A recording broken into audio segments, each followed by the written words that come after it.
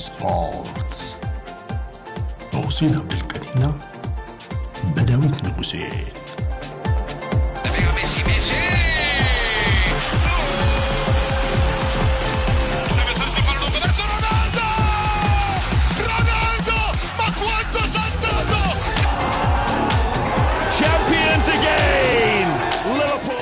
HD ስፖርትስ ተናስተለን በያላችሁበት እንዴት ናችሁ? HD ስፖርቶች መተናል። የሐሙስ ከሰዓት ፕሮግራማችን ነው። እንግዲህ አርሰናልና ዋንጫ እንግዲህ ዘንድሮ የተገናኙ አይመስልም። ከሁሉም የውድድር የፉክክር ውጭ መሆኑ ተረጋግጧል። እንግዲህ ስለ ቀጣይ ዓመት ብቻ ማሰብ የሚቀራቸው ይመስላል አርሰናሎች። ትናንትና በቻምፒየንስ ሊጉ በፓርክ ደ ፍራንስ አልተሳካላቸውም። 2-1 ተሸንፈዋል። በድምር 3-1 ውጤት እንግዲህ አውሮፓ ቻምፒየንስ ሊግ ዋንጫ ውጪ መሆናቸው ተረጋግጧል። በደርሶ መልስ ውጤት የተሻለ የሆነው በጎልም በአጠቃላይ እንቅስቃሴም ፓሪስ ወደ እንግዲህ ሙኒክ ፍጻሜ መግባቱ ተረጋግጧል። የጣሊያኑ ኢንተር ሚላን ነው በፍጻሜ የሚያገኘው። ትናንት ምን ነበረ? በተወሰነ መልኩ እንደው የራሳችንን አናላይዝ ያደረግነው ነገር በሐሳብ ደረጃ እናነሳለን። በጨዋታው ዝርዝር ጉዳይ ላይ እንግዲህ አንድ ቀን ካረፈደ በኋላ ብዙ የምንለው ነገር አይኖርም። ምን ነበር እንግዲህ ፓሪስ ቤት ልዩነቱ፣ ምን ነበር አርሰናል ቤት ችግሩ፣ በተወሰነ መልኩ የምናንጸባረቅ ነው የሚሆነው። ዛሬ በዩሮፓ ሊግ 2 ቁልፍ ጨዋታዎች እንዲሁ በኮንፈረንስ ሊጉም ሌላ ጨዋታ አለ። ቼልሲ ወደ ፍጻሜ ኦልሞስት ተቃርቧል፣ ግን የፎርማሊቲ የሚመስለውን ጨዋታ ያደርጋል። ዩናይትድም ቶተናምም እንዲሁ አንድ እግራቸው ፍጻሜ ገብቷል በሚል ነው እየተነገረ ያለው። እነዚህ ጨዋታዎች ላይ ማጠር ያለ ነገር ለመስጠት እንሞክራለን። አብራችሁ እንድትሆኑ እንደ ሁልጊዜውም በማክበር ነው የምንጠይቀው። HD ስፖርት እንግዲህ ዩቲዩብ ላይም አለ፣ ፕሮግራማችንን እዛ ላይም ልትከታተሉ ትችላላችሁ። በአካል ዳንኤል ጋር ነው ቆይታ የማደርገው፣ እሱን ጋብዛለሁ። እንዴት ነህ በአካል እየብያለሁ? አለን ዴቭ፣ እንዴት አለ? አድማጭ ተመልካቾቻችን እንዴት ናቸው እያሉ እንደተለመደው ማክሰኞ በጣም ተደመመን በቻምፒየንስ ሊግ የግማሽ ፍጻሜ መልስ ጨዋታ። አስገራሚ ነበር። ምናልባትም እንግዲህ 13 ጎል በደርሶ መልስ እየታየበት አስደናቂ ጨዋታ እንደነበር ሁሉም ብሎታል። እኛ ባንለውም ባንገኝም ባናወራ በዚህ ጉዳይ ላይ ግን ትናንትም ያልተናነሰ ማራኪ የሆነ ትኩረት ሳቢ ምልህ እስከ መጨረሻው በተለይ አርሰናል በድምር 2-0 ሆኖ አንድ ጎል አግኝቶም እስከ መጨረሻው በጥቅሉ 3-1 ሆኖ እስከ እንጥፍጣፊው ጭማሪ ሰዓት ድረስ የሆነ የማጓጓት ስሜት የነበረው ጨዋታ ነበር። በተለይ የአርሰናል ደጋፊዎች እዚህ ጨዋታ ላይ አንድ ነገር ይፈጠራል ብለው እስከ መጨረሻው መከታተላቸው እርግጥ እንደሚሆን ገምታለሁ። በስተመጨረሻ አልተሳካም። የተሻለው ቡድን በ180 ደቂቃው እንግዲህ ፓሪስ ሴን ጀርሜን ፍጻሜ ገብቷል። የሚገባቸው ይመስላል። እና አንሳስቴን ጌም ትክክል ዴቭ። የባየርን እንግዲህ ከባለፈው ጨዋታ የማክሰኞው ጨዋታ እጅግ ልዩ ነበረ። በአውሮፓ ቻምፒየንስ ሊግ ከታዩ የግማሽ ፍጻሜ ጨዋታዎች ቀዳሚው ነው አይደለም የሚለው ነው እንጂ በቃ በምርጥነቱ ሁሉም የተስማማበት ጨዋታ ነው። እጅግ ይገርም ነበረ። የስሜት ከፍታ ዝቅታ ያለው ጨዋታ ነው ዴቭ። ምናልባት በእንደዚህ አይነት ስሜት ውስጥ ሆነን ያየነው የዓለም ዋንጫ ይመስለኛል ዴቭ። የአርጀንቲና ጨዋታ እንዴት ይሆናሉ፣ ምን አይነት ውጤት ይመዘገባል የሚለው ነገር ያንን የተመለከትንበት ጨዋታ ይመስላልና በጣም በቃ ይሄ የስሜት ይሄ ጡዘቱ እጅግ ከፍ ያለ ነበረ። ክላይማክሱ እጅግ ይገርም ነበረና በዛ የተመለከትነው ጨዋታ ነበር። ይሄኛው ጨዋታ እንግዲህ የማለፍ ቅድሚያ ግምቱ እንደውም አንተ 70% የፒኤስጂ ነው እያልክ ነበረ ባለፈውም እና ያ ነው እንግዲህ የሆነው በዚህኛው ጨዋታ። ግን ደግሞ አልተፎካከረም የሚያስብል አይደለም ከአርሰናል። እንደውም አንገታቸውን ቀና አድርገው እንዲወጡ የሚያደርግ ጨዋታ ነበረ። አርቴታ እንግዲህ የቡድን ስሜቱን ለመደገፍ እና ደግሞ እንደዚህ አይነት ኮምፕሊመንቶች ዴቭ በጣም በቃ የልብ ይሰጣሉና ከጨዋታው መጠናቀቅ በኋላ አይተው ከሆነ አርቴታ የተናገረውን አንብበውም ሊሆን ይችላል። እንደኛ ግምገማ እና ደግሞ አንድ የፒኤስጂ የኮቺንግ ስታፍ የተሻለው ቡድን ወድቋል አለና የተሻለው ቡድን ወድቋል አለ። ይሄን ሐሳብ ሰጥቶ ተመልክቻለሁ። እንግዲህ አርቴታ ባለው ልክ እንኳን ባይሆን ያው በጣም ለቡድኑ የሚሰጠው ዋጋ ይኖራል። በዛ ልክ እንኳን ባይሆን የተወሰነም ዝቅ ቢል በእንቅስቃሴ ረገድ ግን የተመለከትነው እጅግ ጠንካራ ተፎካካሪውን እስከ መጨረሻው እንግዲህ በሁለት የግብ ልዩነት እየተመራ 92ኛው 91ኛው ደቂቃ ላይ ሆኖ 3-4 ደቂቃዎች ቀርተውት በእነሱ አንዳች ነገር አድርገን አቻ እንወጣለን የሚል 2 ግቦችን እናስቆጥራለን የሚል ስሜትን ጭምር በአርሰናል በኩል ኦፍ ኮርስ ፕሮፌሽናል ናቸው፣ ይሄንን መመልከት ይኖርብናል። ያንን ነገር በአርሰናል በኩል ተመልክተናል። ግን ደግሞ ይሄ የግል የተጫዋቾች የጥራት ሁኔታ እጅግ የወሰነው ጨዋታ ልንለው እንችላለን ዴቭ። በተለይም ደግሞ ሁሉም ነገር ያለቀው የመጀመሪያው ዙር ጨዋታ ላይ ነው ሊባል ይችላል። የአርሰናል ደጋፊዎች እዚህኛው የፓርክ ደ ፕሪንስ ጨዋታ ላይ ሳይሆን የሚቆጩት የሚመስለኝ በመጀመሪያው ዙር ጨዋታ ኤምሬትስ ላይ ግብ አለማስቆጠራቸው፣ የፓርቴ በዛ ጨዋታ አለመኖሩ፣ ዴክላን ራይስ እንዴት በቃ ወደፊት ሲጠጋ ወደ ግብ ክልል ወደ ተቃራኒ ግብ ክልል ሲጠጋ እንዴት አስፈላጊ ተጫዋች እንደሆነ ገና ጨዋታው ጀምሮ ሽርፍራፊ ሰከንዶች ናቸው ያለፉት ዴቭ። ያንን ነገር ለመመልከት ያ የግንባር ኳስን በሱ በኩል ተመልክተናል። እንግዲህ ወደ ጨዋታው ስንገባ ዴቭ ጨዋታው ያው ልክ የባለፈው ጨዋታ ተቃራኒ ነው ሊባል ይችላል። የመጀመሪያው ጨዋታ ፍጹም የሆነ ብልጫን በባለፈው ጨዋታ በኤምሬትሱ ጨዋታ በፒኤስጂ ብልጫ ተወስዶ ተመልክተናል። 20 ደቂቃ ልንለው እንችላለን። ይሄኛውም ጨዋታ 15 እስከ 20 ደቂቃ ብለን እናጠጋጋውና ዴቭ 20 ደቂቃ ደግሞ አርሰናል በጣም ጥሩ የጀመረበትን እንግዲህ የፓርክ ደ ፕሪንስ ጨዋታ የተመለከትን ይመስላል። አርሰናሎች ቴምፖአቸውን ከፍ አድርገው ጫናቸውን ጨምረው የፒኤስጂ አማካኝና እንደዚሁም ደግሞ የተከላካይ ክፍል ኳስ ከኋላ መስርተው እንዳይገናኙ በተለይም ድልድዩን በማቋረጥ የተዋጣላቸው ነበር 20 ደቂቃ ያንን ተመልክተናል። እሱ ብቻ ሳይሆን ደግሞ የግብ ዕድሎችም የተፈጠሩበት አጋጣሚ ነበር። እያንዳንዷን ወደፊት የሚሄድ ኳስ የግብ ዕድል ለማድረግ በአርሰናል በኩል ባልተለመደ ሁኔታ ቶማስ ፓርቴ በቀኝም በግራም የእጅ ወርዋሪ እንደ ሮሪ ዴላፕ ሆኖ ስንመለከተው ነበረ ዴቭና ምንም በቃ እነ ኒኮላ ጆቬ እዚህ ላይ ስራዎችን ሲሰሩ እንደነበረና የሚገኙ ድሎችን አንድም ማባከን እንደሌለባቸው አስቦ የመጣ አርሰናልን ይመስላል። በእጅ እንግዲህ ረጅም ርቀት እየወረወሩ የግብ ዕድል በማርቲኔሊ በኩልም ሲፈጥሩ ተመልክተናል። ግን በቃ አንድ እንግዲህ የግብ ዘብ አለው ፒኤስጂ ዶናሩማ እጅግ አስደናቂ የሆነ እንግዲህ ከማንቸስተር በሁለቱም ጨዋታ በደርሶ መልሱ የእንግሊዝ ቡድኖች ላይ እዚህኛውም ላይ የሊቨርፑል ጨዋታ ላይም ልትል ትችላለህ፣ አስቶን ቪላ ላይ እያንዳንዱ ጨዋታ ላይ በቃ ፒኤስጂ ይሄንን ተጫዋች እንዴት ከኤሲ ሚላን ተናጥቆ እንዳመጣው የሚያሳይ እንቅስቃሴ ነው የተመለከትነው።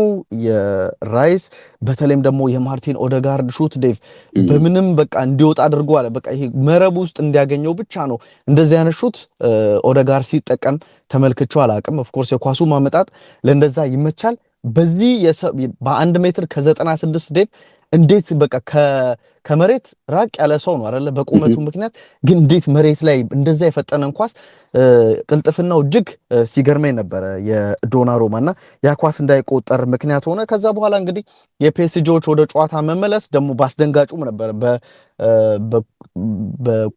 ቋሚ ነበረ እንግዲህ ክቫራትስኬሊያ የመታው ኳስ ቋሚ መልሶት መቶ ተመለከተ። ከዛ በኋላ ቀስ እያለ ኳስ ቁጥጥሩም ሁሉም ነገሩ ወደ ፒኤስጂ እንዲሆን የተመለከትንበት እንደ ባርኮላ ዱዌ አይነት ተጫዋቾች ሙከራዎችን ያደረጉበት ዳቪድ ራያ ልክ በዶናሩማ ልክ ባይሆንም ጥሩ ኳሶችን ሴቭ ለማድረግ የተመለከትንበት እንደ ራይስ አይነት ተጫዋች የመጨረሻ እዚህም እዛም ሲል የተመለከትንበት አጋጣሚ ይመስል ነበረ። ዴቭ 27ኛው ደቂቃ ላይ ፋቢያን ሩይዝ ግብ አስቆጥሯልና እዚህ ግብ ላይ ምናልባት ተስማማ ከሆነ አላውቅም ዴቭ የዊሊያም ሳሊባ ቴሪ ኦንሪም ይሄን ሐሳብ ሲሰጥ ሰምቻለሁ። እዚህ ጋር ጥያቄ አለኝ ሳሊባ ላይ ይሄ ሰውነቱን የመሰብሰብ ነገር ተመልክቼበታለሁ ዴቭ እና ያንን ባያደርግ ምናልባት ኳሱ እሱን መቶ ሙሉ ለሙሉ ቢከላከለው እሱን መቶ የሚወጣ ኳስ ይበስል ነበር። ኦፍ ኮርስ ኃይለኛ ኳስ ነው ፋቢያን ሩይዝ የመታው፣ ያንን ተመልክተናል።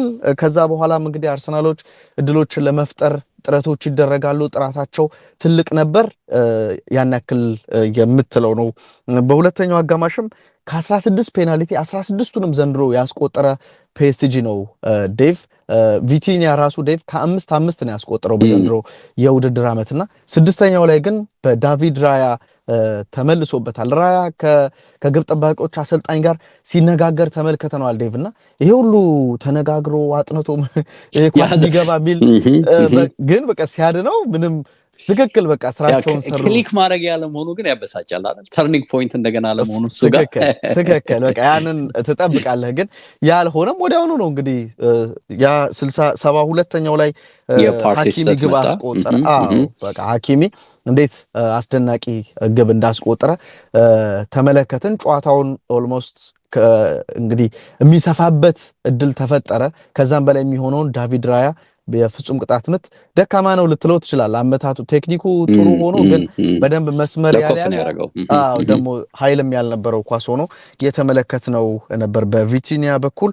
እንግዲህ በዚህ መልኩ ጨዋታው ያው ከጥቂት ደቂቃዎች ከ72ኛው ደቂቃ በኋላ 4 ደቂቃ አልፎ ሳካ ግብ አስቆጥሮ አርሰናል የተመለሰ መሰለ። እንግዲህ ፓቾ ዊሊያም ዴቭ ባለፉት 2 ጨዋታዎች ያን ያክል ዋጋ አልከፈለም እንጂ ከፒኤስጂ ደካማ ተጫዋቹ ይሄ በግራ እግሩ የሚጠቀመው የመሃል ተከላካይ ነው ከማርኪኖስ ጋርና እንደ ማርኪኖስ አይነት ጀግና ተከላካይ አጠገቡ ሆኖ ብዙ መረጋጋት የማይችል ግን ደግሞ ከኳስ ጋር ምቾት ያለው ተከላካይ እንደሆነ የተመለከትንበት ነበረ። ሐኪሚን ማንሳት ትችላለህ። እንቅስቃሴውን ተመልክተናል። እንግዲህ ይህንን እዚህ ጨዋታ ላይ ልናነሳ እንችላለን።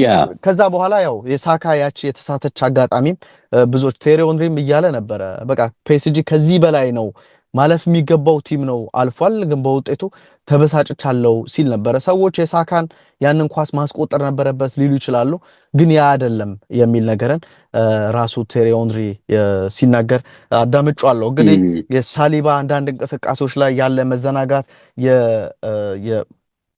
እንግዲህ የሉዊስ ስኬሊም እንደ ከዚህ ቀደሙ አለመሆን ዴቭ ወደ 26 ጨዋታ መሰለኝ ኮሜንታተሩ እንደዛ ሲናገር ሰምቻለሁ ለአርሰናል በዋናው ቡድን ተጫውቷል፣ ግን እጅግ የተፈተነበት ጨዋታ ሊባል የሚችለው በእንቅስቃሴ ረገድም ይሄኛው ነው። በጣም በቃ የትራፊክ ጃም ወዳለበት ቦታ ድሪብል እያደረገ ሲገባ ተባለ። ብቻ ይሄ ገና የወጣት የ18 ዓመት ተጫዋች የሚያሳየውን ብቃት ነበረ ሲያስመለክት የነበረው። እንግዲህ በአርሰናል በኩል የፓርቴም በተጠበቀው ልክ ለአርሰናል ሰጥቷል የሚለው ጉዳይ ራሱ ትልቅ ጥያቄ የሚያስነሳ ነው። እንግዲህ ወሳኝ ወደ ሆነው ፍጻሜ ፒኤስጂ አልፏል፣ የሚገባው ቡድን አልፏል ማለት እንችላለን። ፓሪሶች መቼም እንግዲህ የመጡበት መንገድ ምን ያህል ስኬታማ እንዳረጋቸው አሁን በደንብ በቃ መናገር የሚችሉ ይመስለኛል። ወደ ቡድንነት መቀየራቸው ለአሰልጣኝ የምትሰጠው ግምት፣ ለአሰልጣኝ የምትሰጠው ቦታ፣ ለአሰልጣኝ የምትሰጠው ነፃነት እንዴት እንደሚክስህ በተጨባጭ ሜዳ ላይ በደርሶ መልስ ያዩ ይመስለኛል። ወጣቶች ናቸው፣ እጅግ ተሰጥኦ ያላቸው፣ በቴክኒክ ተሰጥኦ እጅግ የጎለበቱ ናቸው።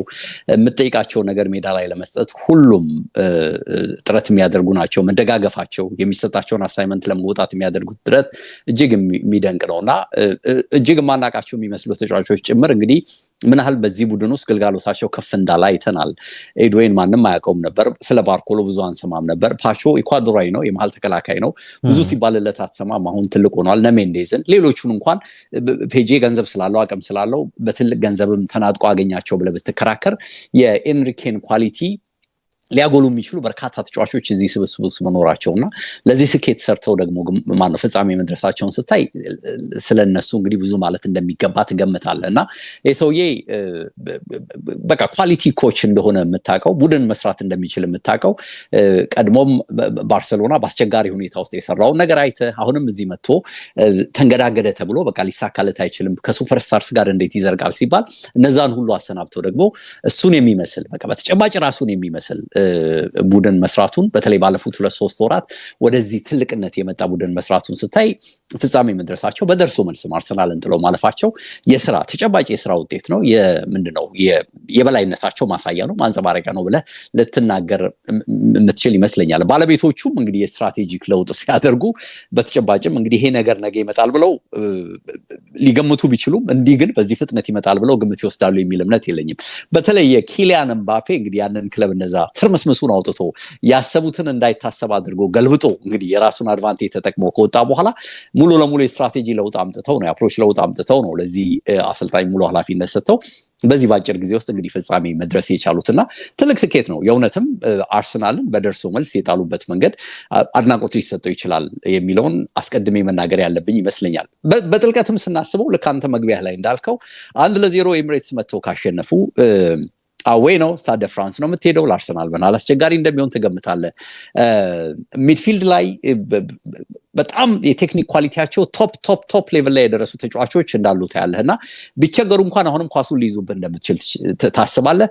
አርሰናል የማግባት ችግሮች ተደጋግመው እድሎች ተፈጥሮም የዳኖራማ ጥረቶች እንደተጠበቁም ቢሆን በቃ ከስንት አንድ የሚፈጠሩ እድሎችንም የመጨረስ ኳሊቲ ችግር እንዳለበት በቅርብ ጊዜ ታይቷል። እንግዲህ ሁሉ ባለበት ሁኔታ እንዳልነው 70-30 እንደውም ጀነረስ ሆነላል ነው ማለት የሚቻል የሚመስለኛው። በእግር ኳስ አይታወቅም የሚሆነው ነገር የሚል ግምት ከመስጠት ውጪ ከባድ ሊሆንበት እንደሚችል በጥልቀት ውስጥም ሊረዳው የሚችል እውነት የሆነ ይመስለኛል። አስቀድመንም ግን አርሰናሎች መውቀስ ካለባቸው ትናንት ያደረጉትን እንቅስቃሴ ሳይሆን ባለፈው ሳምንት ለካንተም እንደጠቀስከው በመጀመሪያው ጨዋታ ኤሚሬትስ ላይ በቃ ያጡትን ነገር ነው ማለት የምንችል ይመስለኛል። ኤሚሬትስ ላይ አንድ ነገር አድርገው ቢሆን ኖሮ እነዚህ ሁሉ ያሉባቸው ችግሮች እንዳሉ ሆነው ሁሉ ስኬታማ መሆን የሚችሉበት እድል ምናልባት በደርሶ መልሱ በጥቅሉ ሊፈጠር ይችላል ብለህ እንድታስብ የሚያደርግ ይመስለኛል። እንዳልከው 20 ደቂቃው ብዙ ለውጥ አይተናል። ኢንቴንሲቲው አስቸጋሪ ነበር፣ ፕሬሲንጉ አስቸጋሪ ነበር። ያርሰናል እድሎችን ፈጥሮ ነበር፣ ቶሎ ወደ ጨዋታው ለመግባት ጥረት አድርጎ ነበር። ባልተለመደ መልኩ እንግዲህ ከጁር ወራም ጭምር በየትኛውም አጋጣሚ ጎል ለማግኘት ፍላጎቶቹ በጣም ጫና እንደነበራቸው አይተናል። በዚህ ሂደት ውስጥ ግን እንግዲህ የግብ ጠባቂው ዳኖራማ ጥረት በቃ የሚደነቅ ነበር። አንዳንድ ጊዜ በቃ ለምን ሰዎች ለግብ ጠባቂም ትልቅ ብር እንደሚከፍሉ ግብ ጠባቂ ሚናው ትልቅ መሆኑን ግብ ጠባቂዎችም እንግዲህ ያንተን ስኬት ወደ ጫፍ ወደ ዋንጫ የሚያስጠጉ እነሱ መሆናቸውን በተጨባጭ ያየንበት ነውና ለፍጻሜም ደርሰው ዋንጫ እንኳን ባይሳካላቸው እስካሁን በሄዱበት ሂደት የዚህ ግብ ጠባቂ ጥረት ድንቅ ነው።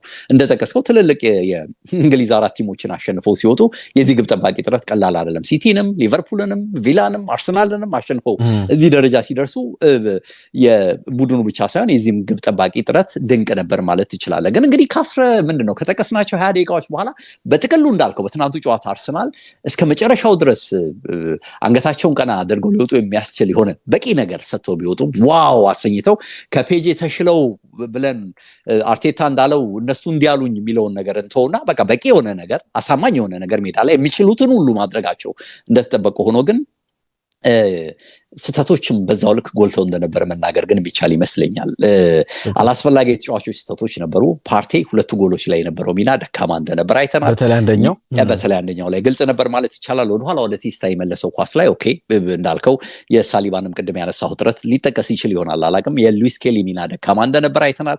ኦዴጋርድ በሂደት ጠፍቷል። እዚህ ጨዋታ ላይ ወሳኝ ሚና በቃ ሲጀመር ጥሩ ነበር። በሂደት ግን እየደበዘዘን ሄደው በደርሶ መልስ እንደውም የስፔን ላይ ሳይ አንዳንድ ቻንስ ነው ምርጥ ቻንሶች የፈጠረውና አንድ ቻንስ ብቻ ነው ለቻንስ በመፍጠር ረገድና እንደውም የጎል ድል የሞከረውንም ሳይ ደግሞ እንደውም የዛሬው ጌም ማለት የትናንቱ ጌም ላይ ብቻ የሞከረው እንጂ መጀመሪያው ጌም ላይ ጭራሽ ምንም እንዳልነበረ ሁሉ የሚያሳይ ነው። ይሄ ተጫዋች ምን ያህል ግልጽ ድካም እንዳለበት ከጊዜ ወደ ጊዜ ብቃቱ እየወረደ እንዳለ በርካታ ከሱ ጋር ተያይዘው የሚነሱ ነጥቦች እንዳሉ ሆነው እዚህም ጨዋታ ላይ በሂደት እየደበዘዘ እንደሄደ ታያለ።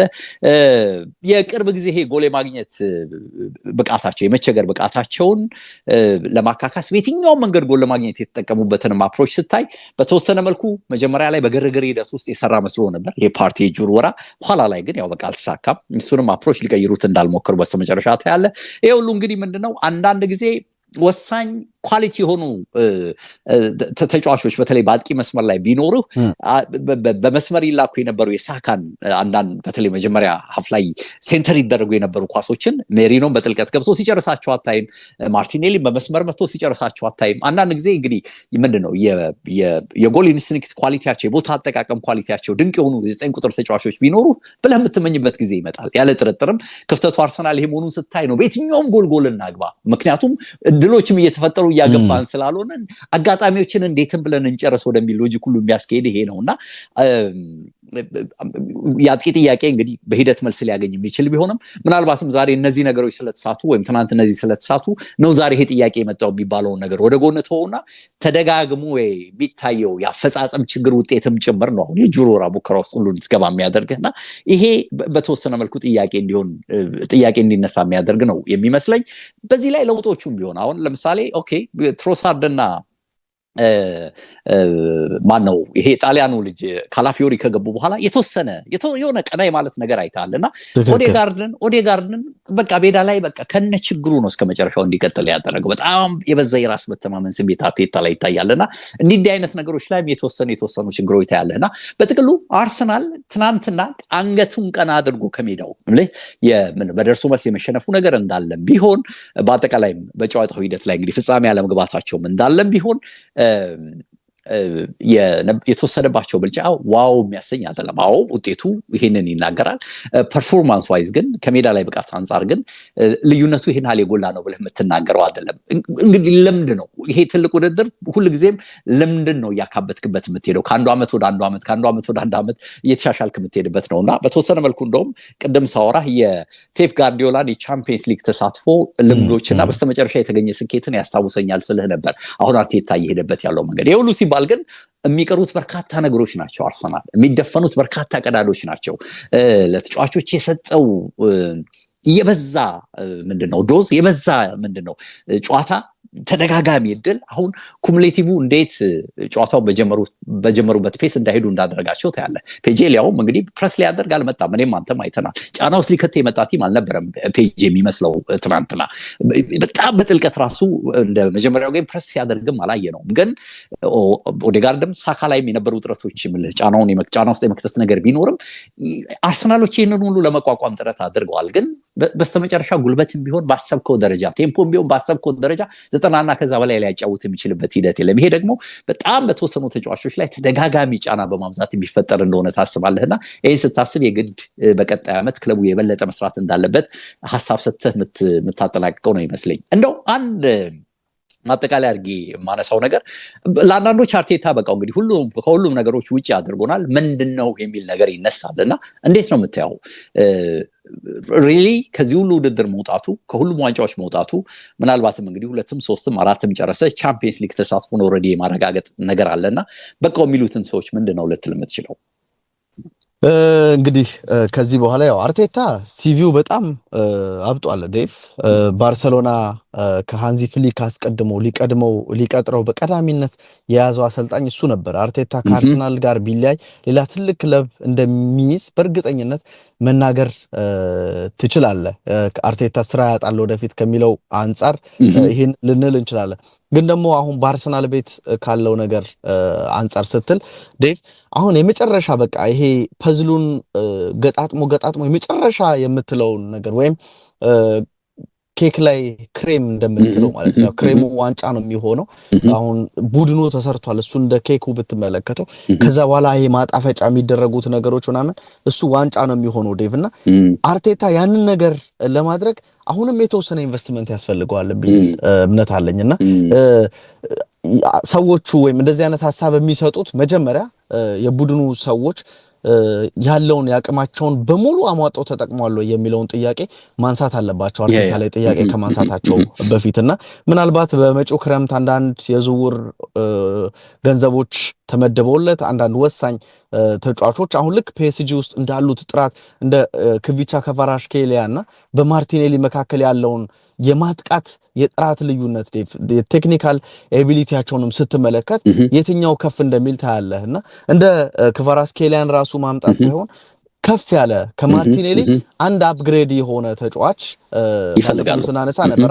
እንደ ኒኮ ዊሊያምስ አይነት ተጫዋችን አርሰናል ማምጣት የሚችልበት እድል ካለ አማካኝ ክፍል ላይ ጆርጊኒዮ ይወጣል፣ ወደ ፍላሚንጎ ይሄዳል። ስለዚህ ፓርቴ ልምድ እያካፈለ በቡድኑ እንዲቆይ 1 ዓመት ወይ 2 ዓመት ውል ተሰጠውና እንደዚሁ ዙቢሜንዲ አይነት ተጫዋችን ደግሞ ወደ ቡድኑ ሪሊ እንደሚባለው መቀላቀል ይችላል። የመጨረሻ ፊርማውን በአርሰናል በኩል መመልከት ይኖርብናል። መስመር ላይም እንደዚህ አይነት ተጫዋቾችን የማምጣትና ወሳኙ ብዙዎች የሚያነሱት ደግሞ ማጥቃቱ ላይ ያጥቂ ቦታ ላይ የሚኖረው አንድ 20 እና ከ15 በላይ ግቦችን ሊያስቆጥር ሊሰጥህ የሚችል አንድ ተጨማሪ አጥቂ ማምጣት ከቻሉ በኋላ እሱ የሚፈልገው ነገር በሙሉ ሰጥቶታል። ቀጣይ ዓመትም ይሄን ነገር የማይሰጣቸው ከሆነ እሱ በዚሁ በቃ ልክ ጫፍ ደርሶ እየተባለ እስከ መቼ እንደሚቀጥል አታውቅምና ያን ነገር ለማየትም ተጨማሪ ጊዜ የሚያስፈልገው ይመስላልና የመጨረሻ ኢንቨስትመንት ከቡድኑ ይጠበቃል። ከዛ በኋላ አርቴታ ላይ ጥያቄ ማንሳት ሊኖር ይገባል ነው ምለው። ያ መጪው ዓመት ለኔም ክሪቲካል ይመስለኛል። ምክንያቱም አርሰናል ቤት አሁን ያለው ኤክስፔክቴሽን ተቀይሯል። አርሰን ቬንገር ሲሰናበቱ ይሄን የሳቸውን በስተመጨረሻ ያልተሳካ ጉዞ ወደ ቀድሞ ታላቅነቱ የሚመልስ ኮች ነበር ሲፈለግ የነበረው። ቀድሞ ታላቅነት ሲባል እንግዲህ ያው እሳቸው ያመጧቸው የፕሪሚየር ሊግ ዋንጫዎች አሉ። ከተሳካም ደግሞ ከፍ ካለው ቻምፒየንስ ሊግ ላይ የመስፈር አይነት ሂደትን ነበር ሁሉም ሲጠብቅ የነበረው። በሂደት እንግዲህ ባለፉት 2-3 ዓመታት ይሄ የቻምፒየንስ ሊግ ተሳትፎ በእርግጠኝነት ተሳክቷል። መሳካት ብቻም ሳይሆን ተፎካካሪ መሆን ነገር እየመጣ እንዳለ አይተናል። እንግዲህ እስከ ግማሽ ፍጻሜ ተመቷል። አምና ሩብ ፍጻሜ። በፕሪሚየር ሊጉ ደግሞ እንግዲህ ባለፉት 2 ዓመታት ሁለተኛ ሆኖ ያጠናቀቀበት፣ አሁንም ደግሞ እንግዲህ ሁለተኛ ሆኖ የሚያጠናቀቅ ከሆነ የሚጠበቅበት ነው። ሶ እንዳልከው ኤክስፔክቴሽኑ አሁን ይቆማል ተብሎ የሚጠበቅ አይመስለኝም። ስለዚህ ይሄ ሰውዬ ሁለት እያልከ ካስለመድክ ወይም ደግሞ ቻምፒየንስ ሊግም እስከ ግማሽ ፍጻሜ መሄድ ከጀመርክ ቀጥሎ የሚጠበቅብህ ዋንጫ እንደሆነ በእርግጠኝነት ምንም እንትን መሆን አያስፈልግም። ይሄ ምንም ሌላ አናሊስት መሆን የሚያስፈልግ አይመስለኝም። የሚጠበቀው ዋንጫ እንደሆነ እሱም የሚያውቀው ነው የሚመስለኝ። ሰው ቀጣዩ ዓመት ግን ለዚህ ክሪቲካል እንደሆነ ራሱ አርቴታ የሚረዳ ይመስለኛልና የሚጠበቅበት ዋንጫ መሆኑን እንጂ ከዚህ በኋላ 2 መውጣት ወይም ደግሞ ቻምፒየንስ ሊግ ተሳትፎ እያረጋገጡ ሩብ ፍጻሜ፣ ግማሽ ፍጻሜ እየሄዱ መቀጠል እንዳልሆነ ከግምት የሚያስገባ ይመስለኛል። ለዚህም ነው እንግዲህ ልክ አንተ እንደጠቀስከው ይሄ አሁን የመጪው የክረምት የተጫዋቾች የዝውውር መስኮት ለሱም ቢሆን የግድ በቃ አስፈላጊ ነው ብዬ ነው የማምነውና ክፍተቶቹ ላይ እያንዳንዱ የሚያስባቸውን ነገሮች ከሞላ በኋላ ምን ይዞ ይመጣል? በእርግጥ ይህን ስንል እንግዲህ ኔክስት ይር ሌሎች ቲሞች እንደሱ አይጠናከሩም ወይም ደግሞ ምን ይዞ ይመጣሉ ማንጠብቀው የማይገመት ሊሆን ይችላል። ሊቨርፑልን ዘንድሮ ማን ገመተ እንግዲህ ፕሪሚየር ሊግ ለዋንጫ ያመጣል ብሎና ብዙ የሚፈጠሩ ነገሮች አሉ። ግን እንደተባለው ከቦርዱም ከክለቡ ሰዎችም አዲስ ከመጡትም ኃላፊዎች የሚጠበቀውን ነገር አሟርተህለት ይሄ ሰውዬ በቀጣይ ዓመትም በዚሁ ደረጃ የሚሆን ከሆነ ምናልባት ውሳኔ ልትወስንበት የምትችለው ከመጪው ዓመት በኋላ ነው የሚመስለኝና ለራሱም ጫና የሚያመጣ ክሪቲካል ዓመት የሚመስለኝ ኔክስት ይር ነውና አንድ ድል የሚያስፈልገው ይመስለኛል አርቴታ። ዘንድሮ ደግሞ ይሄ እንዳይሳካለት የሚያደርጉ ከጠቀስናቸው በርካታ ምክንያቶች በዘለለ ዳኝነቱ፣ ምንድነው የተጫዋቾች ጉዳቱ፣ ኢንቨስትመንት ውስጥ አለመግባታቸው የሚጠቀሱ በርካታ ምክንያቶች ናቸውና እነዚህ ሁሉ ሊታዩ ይገባል የሚል እምነት አለኝ። ምናልባት እንግዲህ ብስራት ላይ ቆይታችን ከተጠናቀቀ እዚህ ላይ ብስራቶች ሊያጠናቀቁ ይችላሉ። ምናልባት የሬዲዮ አድማጮችን መሰናበት ካለብን አላቅም፣ እዚህ ላይ እሰናበታለሁ የሬዲዮ አድማጮችን። ግን ለሌሎች ለዩቲዩብ ተከታታዮቻችን በሚሆን መልኩ አንድ ስቴፕ እናራምደውና የዩሮፓ ሊግ ጨዋታዎችን ጉዳይ እናንሳ። እንግዲህ 2 ቁልፍ ቲሞች የሚገናኙበት ቢሆን ይመስላል። የእንግሊዝ ፕሪሚየር ሊግ ተፋላሚዎቹ ቶተናም እና ዩናይትድ ምናልባትም የአውሮፓ ቻምፒየንስ ሊግ አቋራጭ መግቢያ ቲኬትን ሊያገኙ የሚችሉበት እድል በስተመጨረሻ ቀርቦላቸዋል። ዩናይትድ የሰፋ እድል አለው። ምክንያቱም ወደ ስፔን አቅንቶ ጎል ሳይገባበት ነው የተመለሰው። ስለዚህ ይሄ 3 ጎሉ ራሱ እንደ ጥሩ ቀብድ ሊታይ እንደሚችል ግምት ወስዳለ። በእርግጥ ለአንዳንዶች ዩናይትድ ሜዳውም ላይ ጎል ማስተናገዱ እንደተጠበቀ ሆኖ በአንጻሩ ቶተናም ግን 1 ጎል ተቆጥሮበታል። 3 ማስቆጠሩ እንደተጠበቀ ሆኖ በመልሱ ጨዋታ ከሜዳ ውጪ ስለሚወጣ ደግሞ ምናልባት ስፐርስ ወንፊት ይሆን የሚል ጥያቄ የሚያነሱ አሉ። በአንጻሩ እንግዲህ የቼልሲን ጉዳይ ለሚያነሱ ደግሞ ቼልሲዎች ስራውን ጨርሰውታል። ሊያውም ደግሞ በሁለተኛ ቲም በሚመስለው ቡድናቸው ነው ይሄንን የፈጸሙት። ስለዚህ የቼልሲ ጉዳይ እንኳን የተዘጋ ፋይል ነው ብለን ወደ ጎን ልንለው እንችላለን። ዩሮፓ ሊጉ ላይ ምን እንላለን? በአካል ዩሮፓ ሊግ ዴቭ ኦፕታ ግምት አውጥቶ ነበረና ዩናይትድ ከ3-0 ወደ እንግዲህ የመጀመሪያውን ዙር ጨዋታ አሸንፏል። ስለዚህ ወደ ፍጻሜ ማለፍ እድሉ 98 በመቶ ነው ብሏል ዴቭ። ያው ይሄ የሚጠበቅ ነው። ለተማሪ 100 አይሰጥም በሚለው ይመስላል። እንግዲህ ያው ለአትሌቲክ ክለብ ለቡድኑ ሞራል 2 ተሰጥቶታል። ቶተናም 92 በመቶ እድል አላቸው የሚል ነገር አለ ዴቭ እና ፍጻሜ ይደርሳሉ። እንግዲህ ዩናይትድ ከቶተናም በፍጻሜ ይገናኛሉ ይላል። 51 በመቶ የማሸነፍ እድል ያለው በፍጻሜው ማንቸስተር ዩናይትድ ነው የሚል ነገርን ተመልክቻለሁ። ቶተናምም ዩናይትድም ሁለቱም ችግር እንዳለባቸው ተመልክተናል። ግን ደግሞ ዘንድሮ ሲገናኙ ማን በላይ ነበር የሚለውን መመለስ ይኖርብናል። እንዴት ቶተናም ከብልጫ ጋር ዩናይትድን ሲያሸንፍ እንደነበረ የተመለከትንበት አጋጣሚ ነው። የመጀመሪያው ዙር ጨዋታ ዴቭ ጨዋታው ሲጀመር ጥሩ የጀመረ የሚመስለው አትሌቲክ ክለብ ነበረ ወይም አትሌቲክ ቢልባኦ ነበረ። ነገር ግን ያቺ የቀይ ካርዷ አጋጣሚ ሁሉንም ነገር በቃ የጨዋታውን መልክ ሙሉ ለሙሉ የቀየረ አጋጣሚ ነበረ። እንግዲህ ዩናይትድ አስደናቂ የሆኑ ግቦችን ጭምር አስመልክቶን ነው 3-0 በሆነ ውጤት ማሸነፍ የቻለው። በዛ ጨዋታ እንግዲህ በአትሌቲክ ቢልባኦ በኩል ዴቭ የተመለከትናቸው ተጫዋቾች እንደ ኢኛኪ ዊሊያምስ፣ ኒኮ ዊሊያምስ ሁለቱ የዊሊያምስ ወንድማማቾችን ተመልክተናል። ጉዳት ላይ ነበሩና በሙሉ የአካል ብቃት የፊትነስ ደረጃቸው ወደ ጨዋታው እንዳልመጡ የተመለከትንበት አጋጣሚ ነበር። ግን ምንም ቢሆን አትሌቲክ ክለብ እነዚህን ተጫዋቾች ይፈልጋቸው ነበርና ያ ሆኗል። በዚህኛው ጨዋታ ግን ሁለቱም እንደሌሉ መረጃ ተመልክቻለሁ ዴቭ። በተለይም ደግሞ የኒኮ ዊሊያምስ የብሽሽት ጉዳት እንደገጠመው ተነግሯል። የኢኛኪ ዊሊያምስም እንደዚሁ ከጡንቻ መሳሳብ ጋር በተገናኘ ተነስቷል። የቡድኑ በላሊጋ ከፍተኛ ግብ አስቆጣሪ ኦሃን ሳንሴትም ዴቭ 15 እና ከዛ በላይ ግቦችን ያስቆጠረ ተጫዋች ነው በዘንድሮ የላሊጋ ተሳትፎ። ይሄም ተጫዋች ከጡንቻ ጉዳት ጋር በተገናኘ አላገገመም። ምን አለፋን ይመስላል ነው የምትለኝ እኮ በቃ ምንም የምትጠብቀው ያን ያክል የምትጠብቀው አይነት ነገር አይደለምና ዩናይትድ ምናልባት ሊቸገር ይችላል ካልኩ ዴቭ አድማጮች ላይስማሙ ይችላል። ኦልትራፎርድ ላይ መደረጉ ነው ጨዋታው ብዙም ዩናይትድ ሜዳው ኦልትራፎርድን እየተጠቀመው አይመስልምና ከሜዳው ሲወጣ የተሻለ የሚመስለውን ዩናይትድን እየተመለከትን ስላለ ይመስለኛል። የብሩኖ ፈርናንዴዝ የማንቸስተር ዩናይትድ ብቃት እጅግ ዘንድሮም ጨምሯል ዴቭ። ያው ሁሌም በየአመቱ ይሄንን ብቃት የሚያሳይ ተጫዋች ነው። 19 ግቦችን አስቆጥሮ 16 የመጨረሻ ኳሶችን አመቻችቶ አቀብሏልና በሁሉም መድረክ የ35 የግብ ተሳትፎ አለው።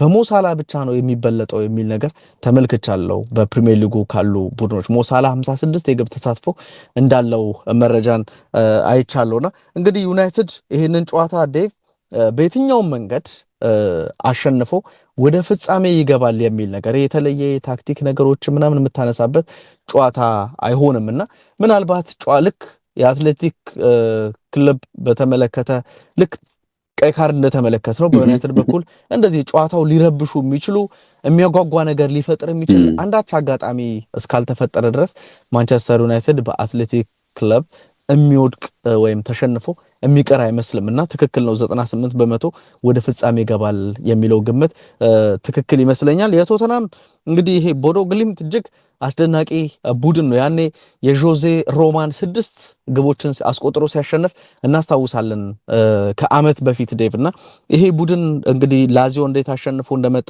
ተመልክተናል። እጅግ ጠንካራ ነው። የመልሶ ማጥቃታቸው አስገራሚ ነው። የቆመ ኳስ አጠቃቀማቸው የተለየ ነው። ይሄን ነገር ከቦዶ ግሊምት አንጻር እናነሳለን። ቶተናም ደግሞ በራሱ ችግር ያለበት ነው።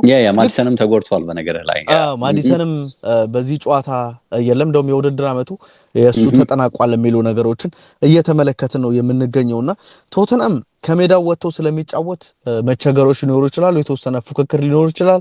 ራሱ ደግሞ ቶተናም ይሄ ፍራጃይል ሜንታሊቲ ነው ያላቸው። ተሰባሪ የሆነ የአእምሮ ሁኔታ ነው ከዚህ ቡድን ጋር ያለውና የአሰልጣኝ አንጅ ፖስቴኮግሉ የመጨረሻ ሙከራ ልንለው እንችላለን። በዚህ ጨዋታ ተሸነፈው የሚወጡ ከሆነ በጣም አስገራሚ ነው የሚሆነው።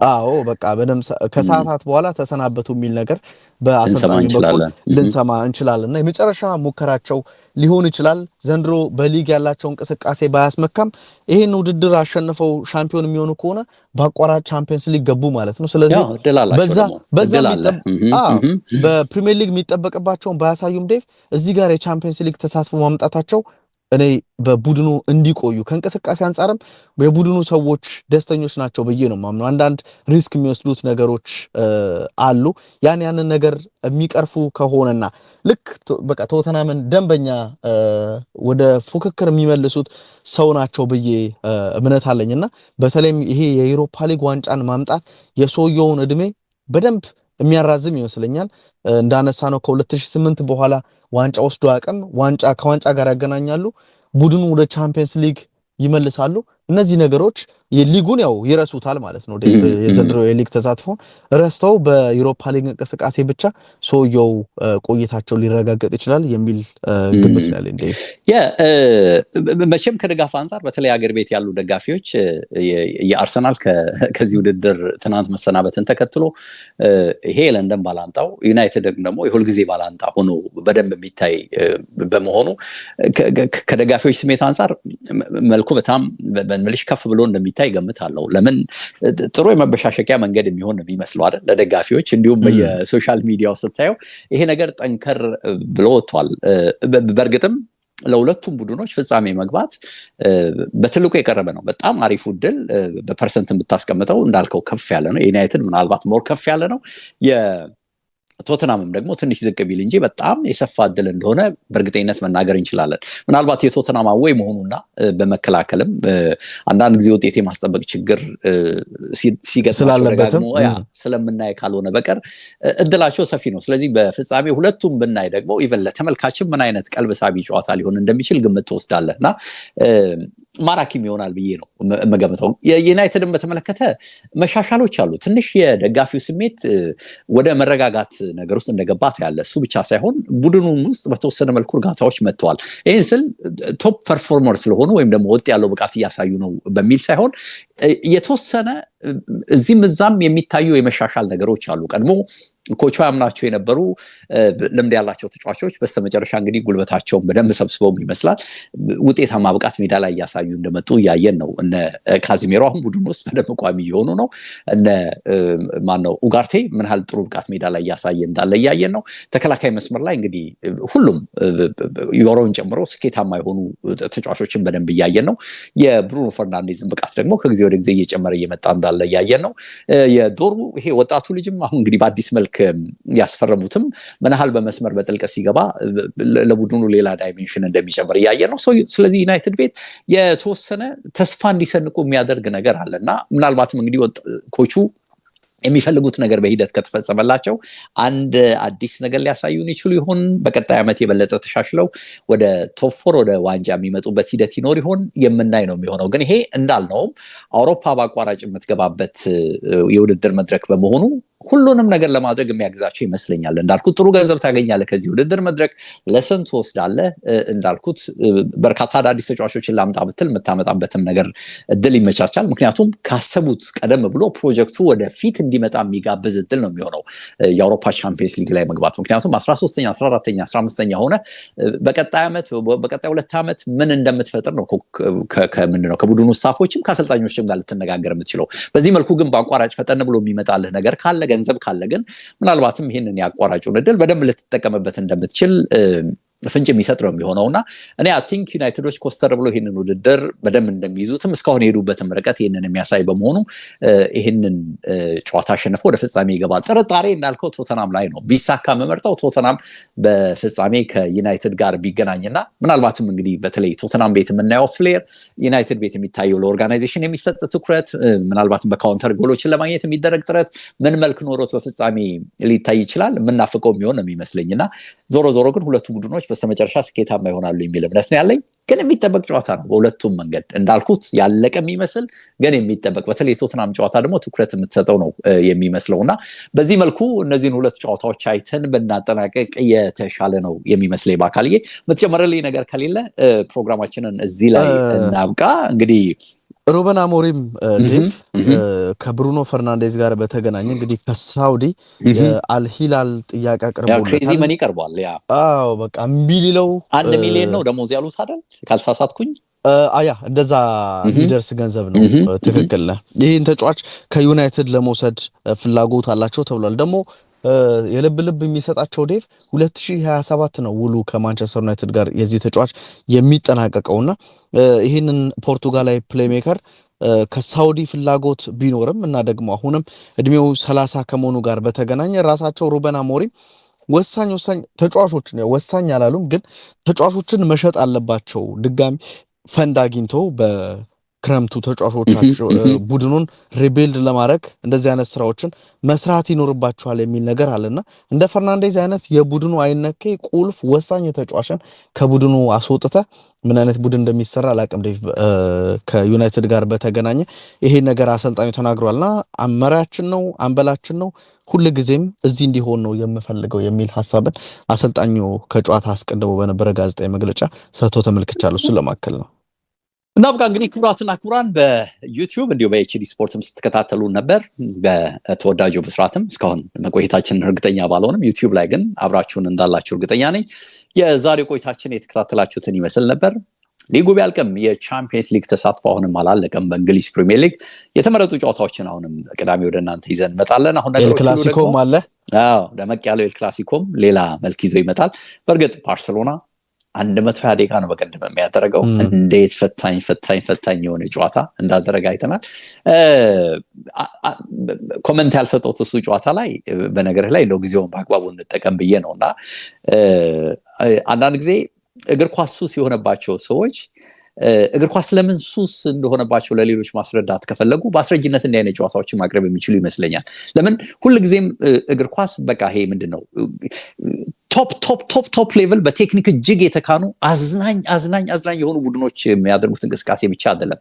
ለዚህ ማሳያ ባርሴሎና ልታቀርብ ትችላለህ። ኢንተር ግን ያልነበረም በራሱ መልክ ራሱን የሚገልጽ ማጥቃት ሲፈልግ ወይም ደግሞ ጎል ሲፈልግ እንዴት ማጥቃት እንዳለበት የሚያውቅ ይህንን ደግሞ እንዴት መጨረስ እንደሚችል ወይም ደግሞ የሚችሉ ተጫዋቾችን እንዴት ቀይሮ ኮቹ መጠቀም እንደሚችል በተጨባጭ ያሳየን በራሱ ዘይቤ ብቻ እግር ኳስ እንዴት ቴስት እንዳለው ለሁላችንም እንዴት ቅመም እንደሆነ ለምን በእግር ኳስ ክፍተት ተይዘን ደግሞ እስከዛሬም እግር ኳስ እንደምንል ማረጋገጫ የሆነ ይመስለኛል። አንዳንድ ጊዜ እዚህ ሀገር አሜሪካ ላለን ሰዎች እንዴት ነው በ90 ደቂቃ 1 ሰዓት ተኩል ቁጭ ብላችሁ 1 እና 2 ጎል ሳታዩ ወይም 0-0 ጨዋታ ተጠናቆ 1-1 ተጠናቆ እግር ኳስ እንወዳለን የምትሉ ለሚሉ ይሄ አስረጂም ይሆን ይመስለኛል። በደንብ በእርግጠኝነት በመዝናኛነቱ በተጨባጭ ለእግር ኳስንም ለማይወዱ ለካ ይሄም ነገር አለው ብለው እንዲታዘቡት ሁሉ የሚያስገድድ አይነት ባህሪ ያለው ጨዋታ ነውና እግር ኳስ የምንወደው ለምን እንደሆነ በተጨባጭ ያየሁበት ጌም ነው። በነገር ላይ እናብቃ ባካልዬ እናብቃ ዴቭ። መልካም ጊዜ ብያለሁ። ሰላም ሁን ዴቭ። መልካም ጊዜ ላንተ።